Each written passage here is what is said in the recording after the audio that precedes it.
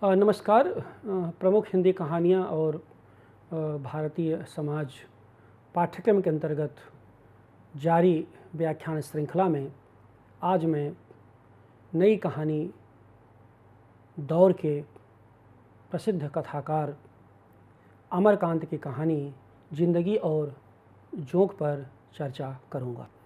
अमरकांत जी इस कहानी के अतिरिक्त डिप्टी कलेक्टरी और दोपहर का भोजन जैसी प्रसिद्ध कहानियों के लिए भी जाने जाते हैं। यह कहानी जिंदगी और जोंक 1958 में प्रकाशित कहानी है, जिसमें रजुआ नाम के एक गरीब, असहाय और तिरस्कृत चरित्र को उन्होंने बहुत ही सलीके से, बहुत ही करीने से बुना है।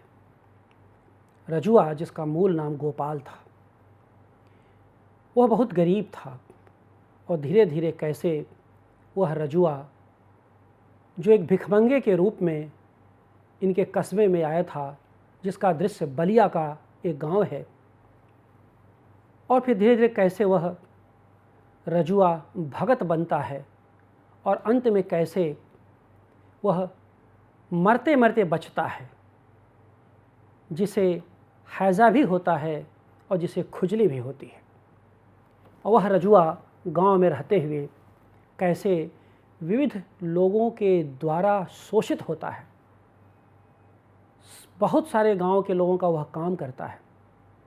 इसके बाद भी जब वह बीमार होता है तो उसके साथ कोई नहीं रहता, उसे तिरस्कृत कर दिया जाता है, उसे फेंक दिया जाता है। यह इस कहानी का निचोड़ है। रजुआ, जिसको कि शिवनाथ बाबू नामक चरित्र जिसका शोषण करते हैं, जिसकी पिटाई करते हैं, और इस कहानी में जो लेखक है वह खुद भी एक पात्र है।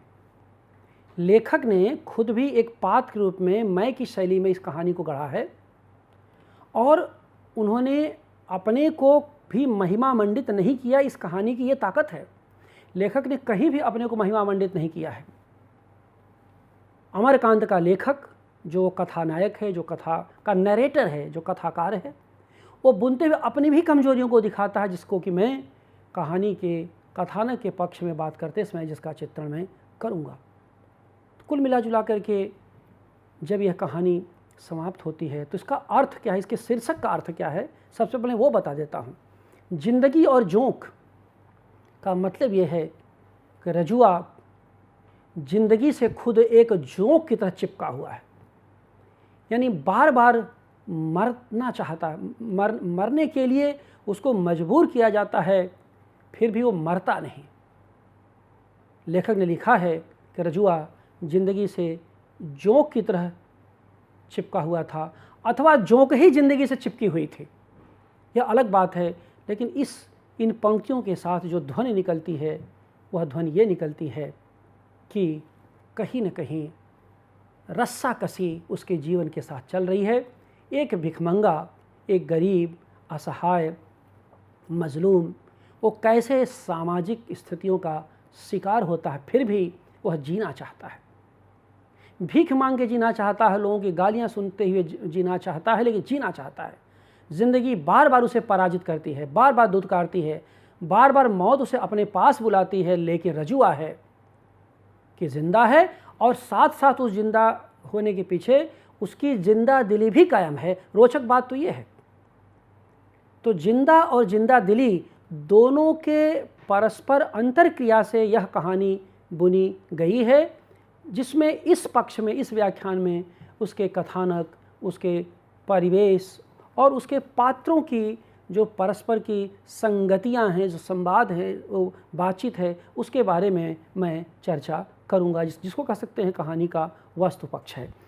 अब इस कहानी के जहाँ तक इसके वस्तु की पक्ष की बात है, तो आप देखिए कि रजुआ यहाँ पर जन सामान्य का प्रतिनिधि चरित्र है और जिसकी तरफ सबसे पहले प्रेमचंद ने संकेत किया था।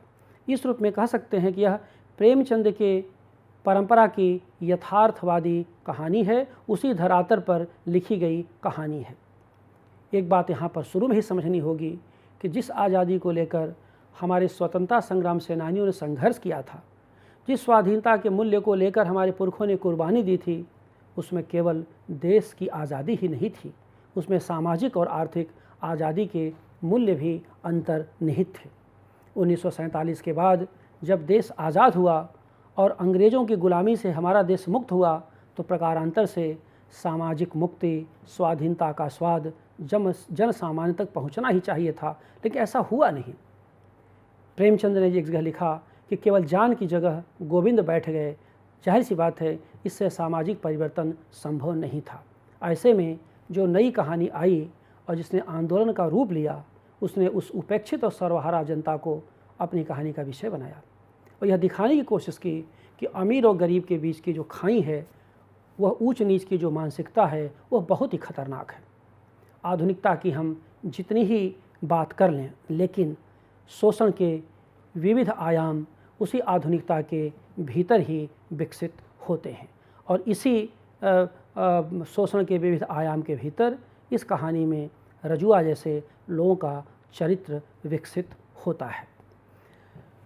अब आप देखें कि रजुआ जब इस कहानी में दर्ज करता है और एक भिखमंगे के रूप में आता है, जिसका कि गरीब काला नाटा के रूप में उसका चित्रण इन्होंने अमरकांत जी ने किया है, वह रजुआ जो उसका मूल नाम गोपाल था, अंत में कैसे रजुआ भगत तक की पूरी यात्रा करता है। और कहानी की जो शुरुआत होती है वह यह है कि गांव में उनके आता है और उस पर एक झूठा आरोप लगा दिया जाता है कि वह शिवनाथ बाबू के घर उसने एक साड़ी चोरी कर ली है।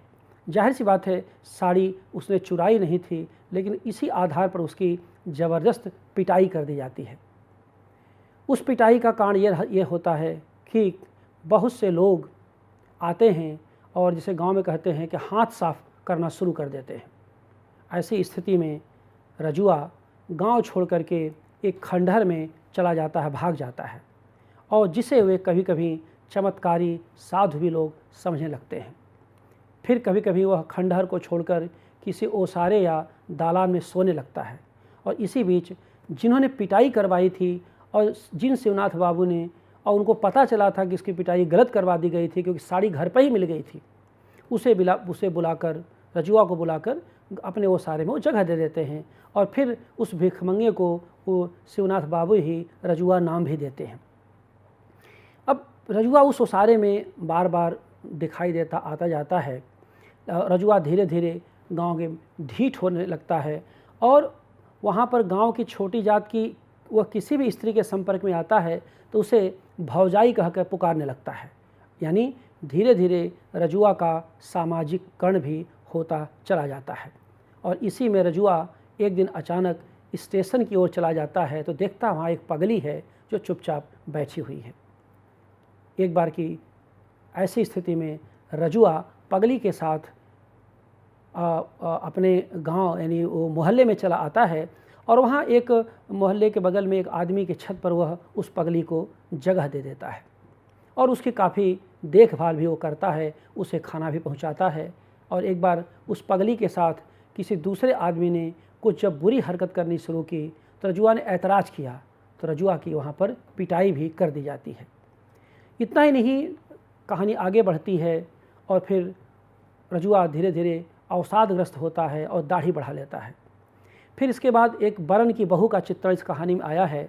रजुआ कुछ पैसा जो उसको मिलता था भीख का, वह धीरे धीरे जमा करता है और जब 10 रुपये जमा हो जाते हैं तो रजुआ बरन की बहू से कहता है मेरा पैसा तुम दे दो, और बरन की बहू मना कर देती है। रजुआ गुस्सा आ जाता है और वह शनिचरी देवी जो उस गांव की एक देवी हैं उनकी पूजा करने लगता है। शनिचरी देवी का व्रत करने लगता है जो गांव का एक रूढ़ी हुआ करती है, और इस नाते कि बरन की बहू से बदला ले सके। और अंततः ये होता है कि यहाँ आकर के रजुआ भगत कहलाने लगता है और तमाम तरह के बजरंग बली से लेकर के महात्मा गांधी के अनेक किस्से वो सुनाने लगता है। यानी रजुआ अब धीरे धीरे किस्सा गो हो जाता है। यहाँ पर रजुआ में जीवन के अकेलेपन, हताशा और निराशा के बीच जो संघर्ष की सीधे सीधे आदत पड़ जाती है, वहाँ रजुआ को जीवन जीने के विकल्प के रूप में दिखाई देने लगती है। यही कारण है कि रजुआ जो भिखमंगे के रूप में उस मोहल्ले में आया था, अब एक ख़ास किस्सागो के रूप में उभरता हुआ दिखाई देता है। इसी में एक बार कुछ ऐसा होता है कि उसको हैज़ा हो जाता है और कैदस्त होती है, लेकिन रजुआ इस सब के बावजूद बच जाता है। फिर रजुआ को ज़बरदस्त खुजली होती है और खुजली की स्थिति ये आती है कि वह बहुत मृत्यु के निकट पहुंच जाता है। और इसके बाद रजुआ की स्थिति ये होती है कि वह उस खुजली से ही बच जाता है। लोग अपने घर से निकाल देते हैं। एक दिन उसे कौआ मार देता है और स्थिति ये होती है कि जब कौआ मारता है तो आप सब जानते हैं, गांव में जो लोग भी गांव से जुड़े हुए लोग होंगे वो जानते हैं कि कौआ के मारना एक दोष माना जाता है। और वह जो दोष की स्थिति रहती है, तो उस दोष को दूर करने के लिए गांव में एक लोकाचार होता है, एक रूढ़ होती है कि अपने मृत्यु की झूठी खबर उड़ा दी जाती है, तो उससे मृत्यु के दोष से आदमी बच जाता है। रजुआ ने अपने ही एक दोस्त को भेज करके अपने ही मृत्यु की झूठी खबर उड़वा दी और वह कथा नायक के पास पहुंचता है, जो कथाकार खुद हैं। और उसका दोस्त कहता है कि मालिक, रजुआ के घर पर, यानी गोपाल उसका नाम था, गोपाल के घर पर एक चिट्ठी लिख दीजिए कि रजुआ मर गया है। कथाकार कहते हैं कि मैं बहुत विचलित हो गया। अब यह कथाकार, जो कि मैं आगे जब उसके परिवेश के बारे में बताऊंगा, उसका जिक्र मैं करूंगा। अब रजुआ की मृत्यु से लेखक ने लिखा और बहुत ईमानदारी स्वीकार किया कि जब मुझे रजुआ की मृत्यु की खबर आती है तो मुझे दुख नहीं होता, क्योंकि रजुआ की जो हालत थी, रजुआ के जो हालात थे और जिस तरह की वो ख़राब ज़िंदगी वो जी रहा था, उसकी मृत्यु से मुझे बहुत अफसोस नहीं हुआ, ऐसा लेखक का कहना है। क्योंकि मैं नहीं चाहता था कि रजुआ एक आदमी के रूप में उतना संघर्ष करे जितना वो खुद कर रहा था। बहुत कठिन जीवन था रजुआ का। बहरहाल कहानी आगे बढ़ती है। थोड़े ही दिन बाद, कुछ ही दिन बाद तुरंत ही रजुआ प्रकट हो जाता है। लेखक लिखते हैं कि रजुआ को देख करके मुझे लगा कि रजुआ की शक्ल में उसकी प्रेत की काया कैसे मेरे पास चली आ रही है, मैं डर जाता हूँ। तभी रजुआ कहता है, मालिक मैं प्रेत नहीं हूँ, मैं जिंदा हूँ। लेखक सन्न रह जाते हैं, कहते रजुआ तू जिंदा है, तो फिर वो क्या था, मृत्यु की खबर क्या झूठी थी? तब वो कहता है कि मालिक कौआ मार दिया था, इस नाते मैं अपनी मृत्यु की खबर का झूठा प्रचार किया ताकि मेरा जीवन बच सके। मालिक मैं जीना चाहता हूँ, मालिक मैं मरना नहीं चाहता। और मेरे घर वालों को लिख दीजिए कि गोपाल जिंदा है, मरा नहीं है। अब गोपाल जिंदा है, मरा नहीं है, यह कहानी का निष्कर्ष है और एक कहानी की अंतर्वस्तु की मूल कथा यही है, जहाँ कहानी टिकी हुई है।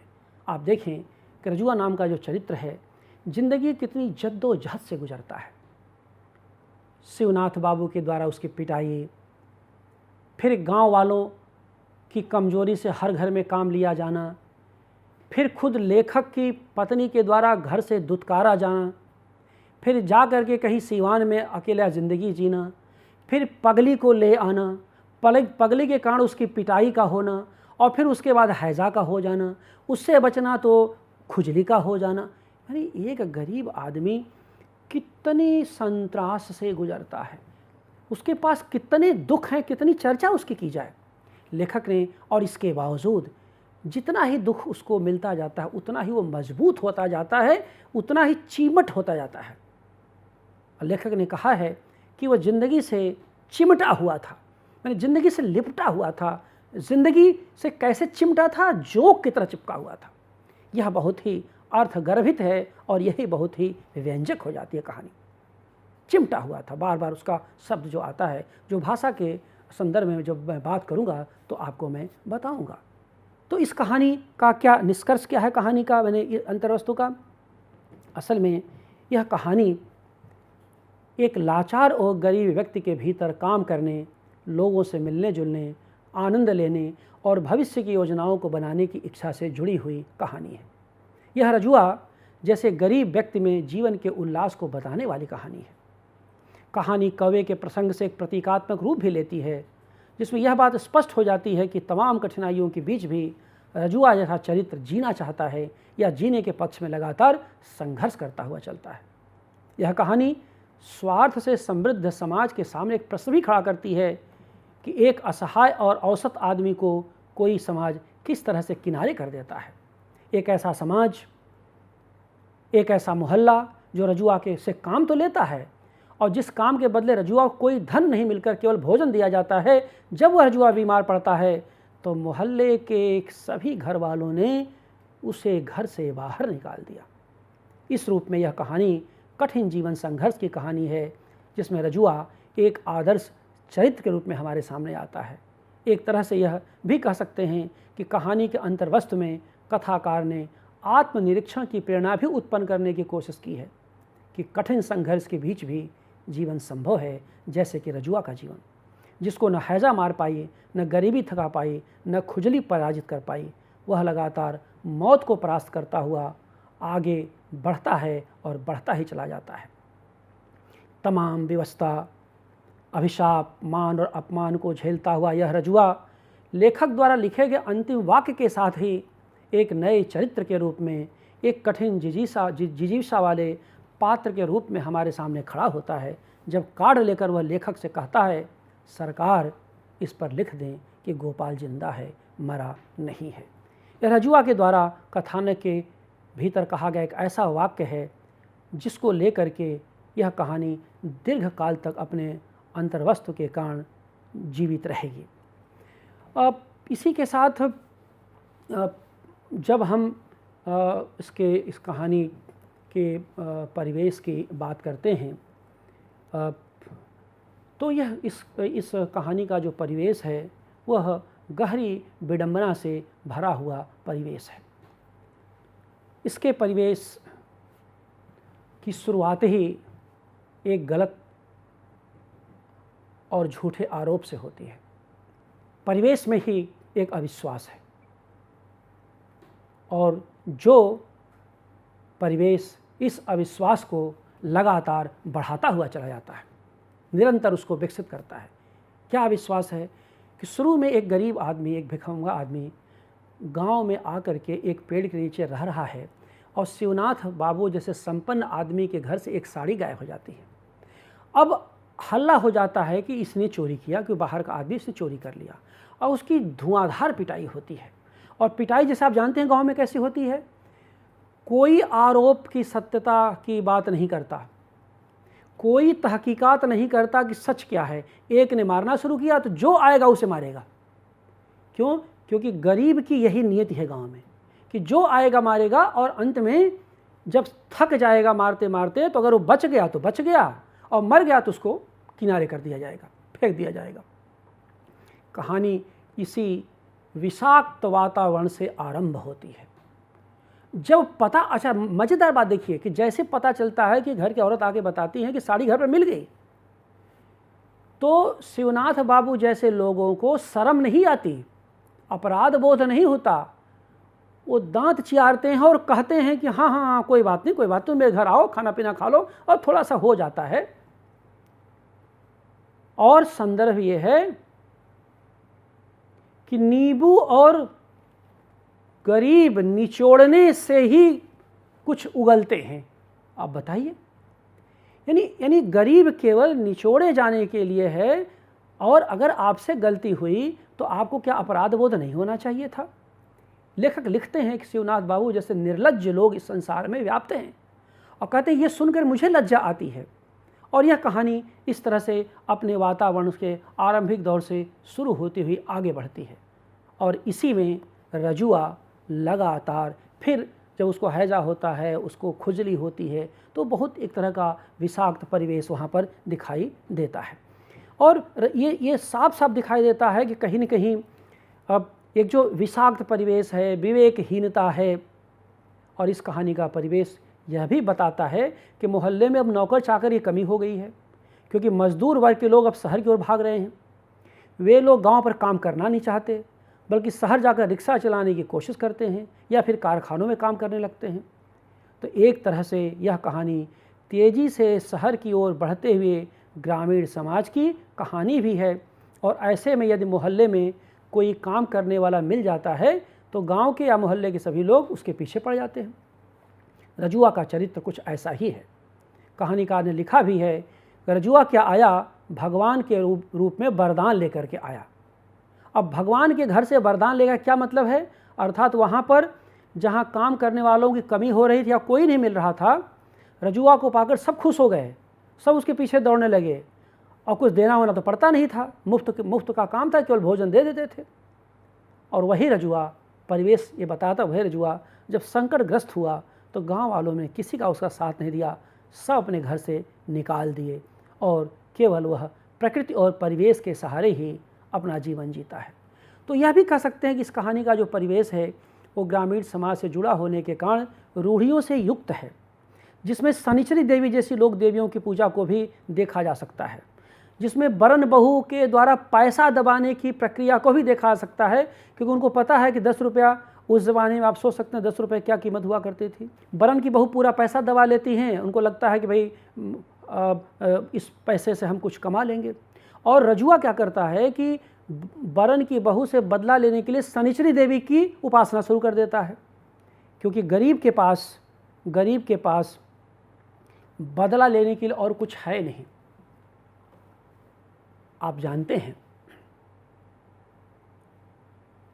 कि गरीब जब त्रस्त होता है, शोषित होता है, तो केवल भगवान को याद करता है। यानी यह सामंती समाज की गरीबी की बात मैं कर रहा हूँ। आज का गरीब तो विद्रोह कर देता है, और करना भी चाहिए अगर उसका शोषण हो रहा है तो। लेकिन जिस परिवेश की कहानी है 1958 लिखी गई, यानी 60 के दशक का कहानी, उसमें यह सामर्थ्य नहीं थी गरीब के पास। उसके लिए सामंत मालिक ही हुआ करता था।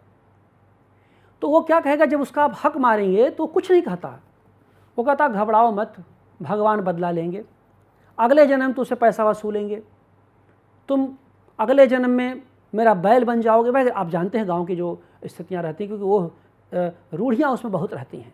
उसी में एक शनिचरी देवी आती है, और शनिचरी देवी की केवल पूजा इस नाते करने लगता है रजुआ भगत बन करके कि वरण की बहू मर जाए, अथवा पागल होकर के विक्षिप्त हो जाए, अथवा मेरा पैसा दे दे। और वरण की बहू कहती कि तुम्हारा पैसा हमारे पास है ही नहीं।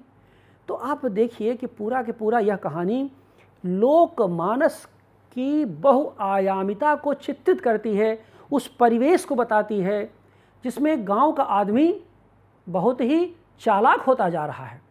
और यह जो परिवेश मैंने बताया यह बहुत महत्वपूर्ण है और यह रेखांकित करने योग्य है। आप इसको याद रखिएगा, वो ये कि गांव धीरे धीरे शहर की ओर बढ़ रहे हैं।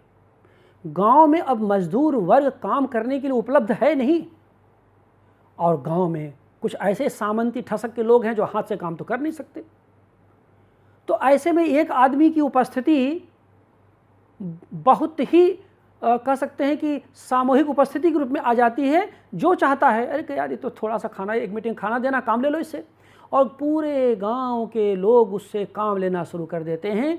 और रजुआ भी मस्ती से काम करता है, क्योंकि रजुआ के पास आप जानते हैं जिस सर्वहारा वर्ग का व्यक्ति है उसके पास खोने के लिए कुछ भी नहीं है। उसके पास पाने के लिए तो पूरी ज़िंदगी है, लेकिन खोने के लिए कुछ भी नहीं है। लेकिन पाएगा भी क्या जब इतने दुख हैं, इतने दर्द हैं, तो पाने की कोई उसके पास।